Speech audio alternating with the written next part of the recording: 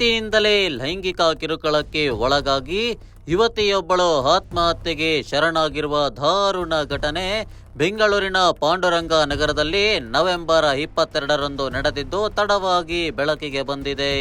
ಆಶಿಕಾ ರಂಗನಾಥ್ ಅವರ ಮಾವನ ಮಗಳು ಹಾಸನದ ಮೂಲದ ಇಂಜಿನಿಯರಿಂಗ್ ಪದವೀಧರೆ. ಈಕೆಯ ಹೆಸರು ಅಚಲ ಎಂದು ಗುರುತಿಸಲಾಗಿದೆ.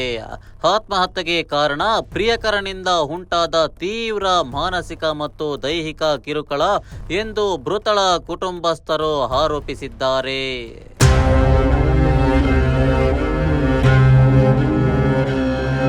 ಅಚಲ ಅವರು ತಮ್ಮ ದೂರದ ಸಂಬಂಧಿ ಮಯಾಂಕ್ ಎಂಬಾತನನ್ನು ಪ್ರೀತಿಸುತ್ತಿದ್ದರು.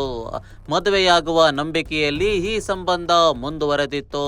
ಆದರೆ ಮಯಾಂಕ್ ಮದುವೆಗೆ ಮುನ್ನವೇ ಅಚಲ ಅವರ ಮೈ ಮೇಲೆ ಲೈಂಗಿಕ ಸಂಪರ್ಕಕ್ಕಾಗಿ ಒತ್ತಾಯಿಸುತ್ತಿದ್ದ ಎಂದು ತಿಳಿದು ಬಂದಿದೆ. ಅಚಲ ವಿರುದ್ಧ ವ್ಯಕ್ತಪಡಿಸಿದಾಗ ಮಯಾಂಕ್ ಆಕೆಯ ಮೇಲೆ ದೈಹಿಕ ಹಲ್ಲೆ ನಡೆಸಿ ನಿರಂತರವಾಗಿ ಮಾನಸಿಕ ಕಿರುಕುಳ ನೀಡುತ್ತಿದ್ದ, ಪದೇ ಪದೇ ಫೋನ್ ಮಾಡಿ ಬೆದರಿಕೆ ಹಾಕುತ್ತಿದ್ದ ಎಂದು ಕುಟುಂಬಸ್ಥರು ದೂರಿಸಿದ್ದಾರೆ. ಡ್ರಗ್ಸ್ ವ್ಯಸನಿಯಾಗಿದ್ದ ಮಯಾಂಕ್ ಮತ್ತೊಂದು ಯುವತಿಯೊಂದಿಗೆ ಸಂಬಂಧ ಹೊಂದಿದ್ದ ವಿಚಾರ ಅಚಲಗಳಿಗೆ ತಿಳಿದು ಆಕೆ ತೀವ್ರ ಮಾನಸಿಕ ಅಪಘಾತಕ್ಕೆ ಒಳಗಾಗಿದ್ದರು. ದುರಂತದ ಅಂತ್ಯ ಈ ಎಲ್ಲ ನೋವು ಮತ್ತು ಸಮಸ್ಯೆಗಳನ್ನು ಸಹಿಸಲಾಗದೆ ಅಚಲ ಅವರು ತಮ್ಮ ಸಂಬಂಧಿಕರ ಮನೆಯಲ್ಲಿ ನೇಣು ಬಿಗಿದುಕೊಂಡು ಆತ್ಮಹತ್ಯೆ ಮಾಡಿಕೊಂಡಿದ್ದಾರೆ.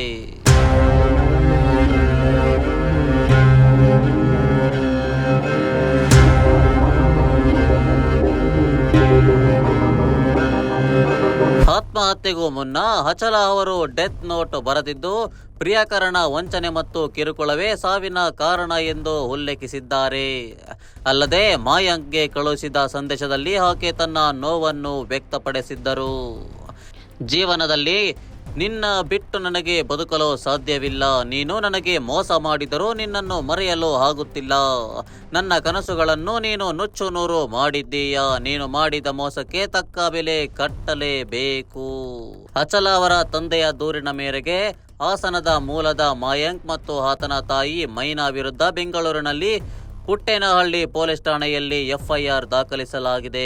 ಆದರೆ ಘಟನೆ ನಡೆದು 10 ದಿನಗಳು ಕಳೆದರೂ ಪೊಲೀಸರು ಇದುವರೆಗೂ ಆರೋಪಿಗಳನ್ನು ಬಂಧಿಸಿಲ್ಲ. ಇದರಿಂದ ಆಕ್ರೋಶಗೊಂಡಿರುವ ಅಚಲ ಪೋಷಕರು ಆರೋಪಿಗಳನ್ನು ತಕ್ಷಣ ಬಂಧಿಸಿ ತಮ್ಮ ಮಗಳಿಗೆ ನ್ಯಾಯ ಒದಗಿಸುವಂತೆ ಒತ್ತಾಯಿಸಿದ್ದಾರೆ.